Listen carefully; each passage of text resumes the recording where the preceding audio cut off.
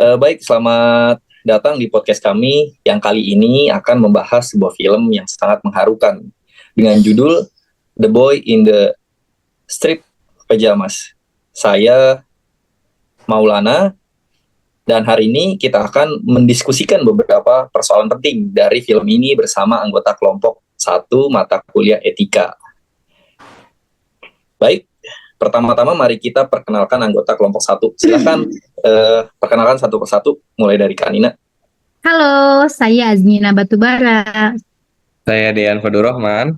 Halo semua, Saya Madani Agung Geganisyawara. Saya Sharon Fernanda.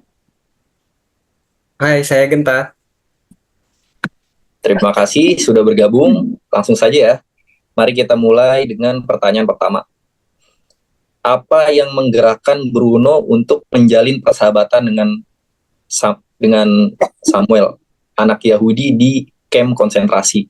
Siapa yang ingin memulai, serta bagaimana pandangan kalian tentang peran orang tua Bruno dalam membentuk pandangannya terhadap Samuel dan Yahudi? Saya mulai dari Kak Nina deh. Silakan Kak. Thank you, host. Jadi, kalau menurut saya, Bruno adalah seorang sosok anak yang polos dan penasaran. Ia nggak ngerti politik atau kebencian yang ada di sekitarnya. Jadi Bruno ini hanya melihat Samuel sebagai anak sebayanya yang bisa menjadi teman bermainnya. Keingintahuan dan rasa kesepian karena kurang teman membuatnya mendekati Samuel. Kak Genta gimana? Silakan. Saya setuju sih dengan Kak Nina. Selain itu, Bruno merasa kesepian di lingkungan barunya dan menemukan Samuel sebagai sosok yang menarik untuk diajak berbicara.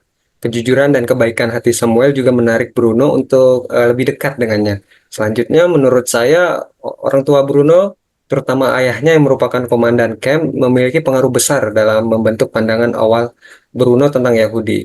Namun, ibunya tampaknya memiliki pandangan yang lebih manusiawi. Meskipun dia juga tidak secara aktif menentang suaminya, kebingungan Bruno antara dua pengaruh ini mungkin membantunya melihat Samuel dengan cara yang lebih terbuka dan penuh kasih. Begitu. Baik, keren-keren ya pendapatnya. Terima kasih Kak Nina dan Kak Genta. Bagaimana mungkin dari lingkungan yang membenci Yahudi bisa muncul sikap berbeda, seperti kasih terhadap seorang teman Yahudi? Bagaimana menurut Bang Dean? Ya, terima kasih Bang Maul. Menurut saya, Bruno adalah contoh sebuah betapa pentingnya pengaruh keluarga dan lingkungan terdekat dalam membentuk sebuah pola pandang anak. Meskipun ia dibesarkan di keluarga Nazi, Bruno belum terpengaruh sepenuhnya oleh ideologi sebuah kebencian. Selain itu, anak-anak memiliki kemampuan alami untuk melihat manusia lain tanpa sebuah prasangka. Silakan Kak Sharon, coba dilanjut. Kalau saya setuju dengan Mas Dean, saya pikir faktor lainnya juga adalah kurangnya pemahaman Bruno tentang apa itu Yahudi dan mengapa mereka dibenci.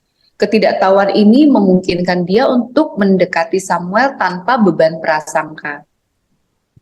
Menarik sekali nih pendapatnya masing-masing Kak Sharon dan Bang Dean. Sekarang mari kita bahas hubungan antara kisah film ini dengan ide tentang yang baik. Dengan mempertimbangkan akhir film itu, di manakah yang baik dalam kisah itu menurut Bang Ganes?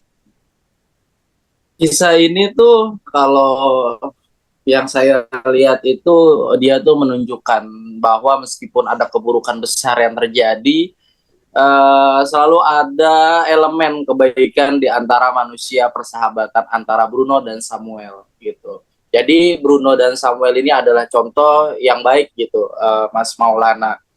Nah, kebaikan ini juga muncul dari ketulusan seorang anak-anak yang belum ternodai oleh kebencian dan prasangka di lingkungannya gitu. Baik, poin yang sangat bagus ya Bang Ganes. Sekarang menurut Kak Sharon, apakah ada etika keutamaan baik Aristotelian atau Kristiani yang bisa kita temukan dalam film ini? Oke, silakan Kak. Tentu aja ada dalam film ini. Dari perspektif Aristotelian kita bisa melihat keutamaan seperti keberanian dan keadilan dalam tindakan si Bruno. Nah, dari sudut pandang Kristianinya, kasih dan pengampunan pengampunan terlihat dalam cara Bruno memperlakukan Samuel. Bruno ini menunjukkan keberanian dengan menjalin persahabatan yang terlarang dan mengorbankan kenyamanannya untuk membantu temannya. Baik, terima kasih Kak Siren. Poin yang sangat menarik. Terakhir, asas moral dasar mana yang dianggap oleh Nazi dalam film itu dalam perlakuan mereka terhadap Yahudi? Barangkali Kak Genta bisa menjelaskan. Di film ini bukan hanya di film, di kenyataan juga kita melihat ya bahwa Nazi itu sendiri melanggar banyak asas moral dasar, termasuk hak asasi manusia, keadilan, dan juga martabat manusia. Mereka memperlakukan ras atau kaum Yahudi itu sendiri dengan sangat tidak manusiawi, menunjukkan diskriminasi, kekerasan, dan juga penindasan yang kejam. Ya, ini bertentangan dengan prinsip moral dasar dari kebanyakan tradisi etika dan juga agama yang menghargai kehidupan dan martabat setiap individu. Kalau menurut Bang Ganes gimana Bang? Saya sih setuju ya, Mas Maulana, dengan penjelasan dan penjabarannya Mas Genta gitu. Jadi selain itu juga perlakuan Nazi ini tuh terhadap Yahudi juga melanggar asas dasar dari hukum internasional gitu, Mas Maulana. Jadi tentang perlakuan terhadap tawanan perang, terus juga warga sipil. Nah, mereka ini menolak martabat dasar manusiawi dan memperlakukan Yahudi itu seolah-olah mereka bukan manusia gitu.